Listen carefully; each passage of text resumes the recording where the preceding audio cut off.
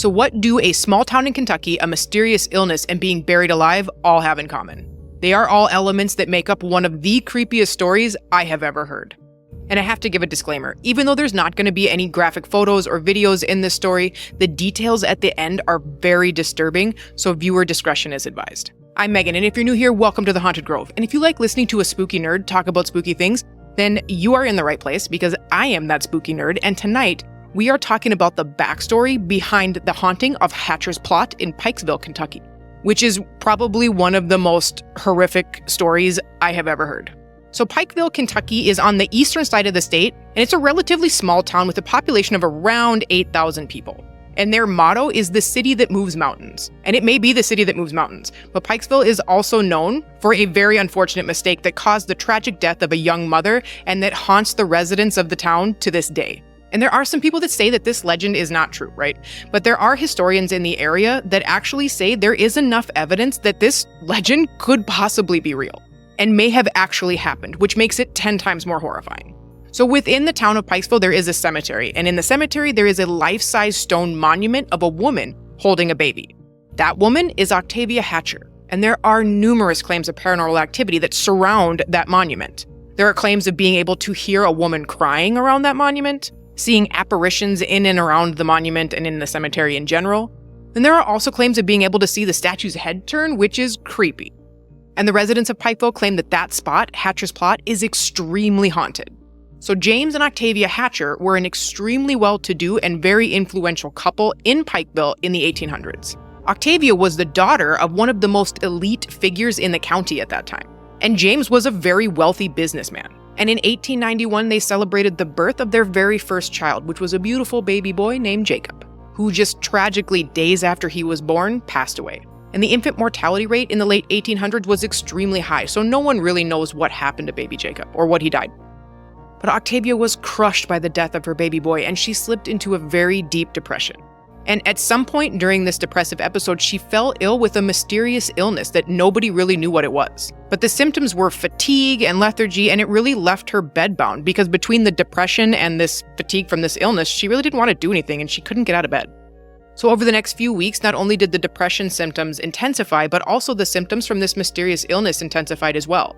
Until finally, on May 2nd of 1891, Octavia passed away from unknown causes. She was only 20 years old, and James was absolutely devastated. He had just lost not only his son, but his wife in the span of a few months. The weather was unusually hot that year, so the funeral process for Octavia went very quickly. And she was not embalmed, which was a common practice back then because embalming was still fairly new. So James had just buried his wife and was still in the grieving process of losing his wife and his son when other residents of Pikeville started to show signs of the same illness that Octavia had. Except after these people appeared to have died, they came back to life. And everybody was absolutely dumbfounded. What the heck is going on here? And it only took a few weeks for scientists to figure out that these residents were not actually dying and coming back to life. What was happening is they were slipping into a deep coma caused by encephalitis, which is brain swelling, and it was brought on by a virus they were contracting from a mosquito bite. And it could have been a mosquito bite or a bite from a fly. There is kind of conflicting information on that, but it was a bite from an insect nonetheless. So they were getting bit, and then as the virus was spreading, they were becoming more lethargic and then eventually would slip into this deep, deep coma, so it appeared like they were dead, but they would really just pop out of it in a couple of days. And when I say pop out of it, I'm sure they didn't pop out of it, but you know what I mean? They woke up. So James was at home trying to put his life back together, and he had no idea that any of this was going on. So when the news finally did get back to him, he was absolutely horrified at the possibility and immediately had Octavia's casket exhumed.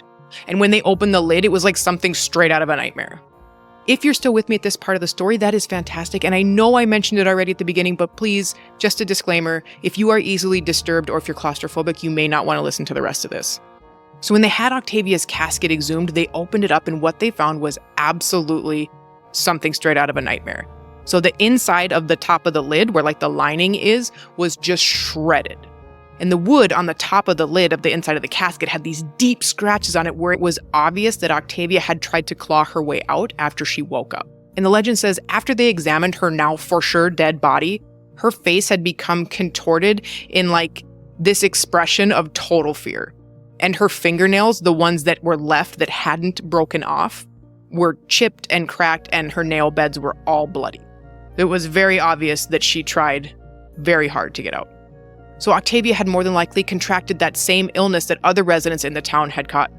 Got very tired, fell into a coma, and was pronounced dead, and because it was so unseasonably warm, they rushed through her funeral process, burying her right away, where at some point after she was buried, she woke up. So James was so distraught by this that he never fully recovered, and he built that life-size stone statue of Octavia holding Jacob as a memorial to his lost loves. And it said that he built the Pike Hotel in Pikeville just down the hill from the stone monument so Octavia could always be looking down on it and him.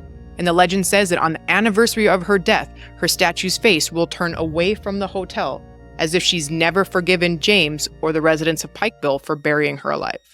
James never remarried. He passed away 50 years later and was buried right next to Octavia in Hatcher's plot, in a custom-built casket with safety features to ensure that he would not suffer the same fate as Octavia. Oh God, that story just gives me the chills. And if you think that was bad, wait till you hear this.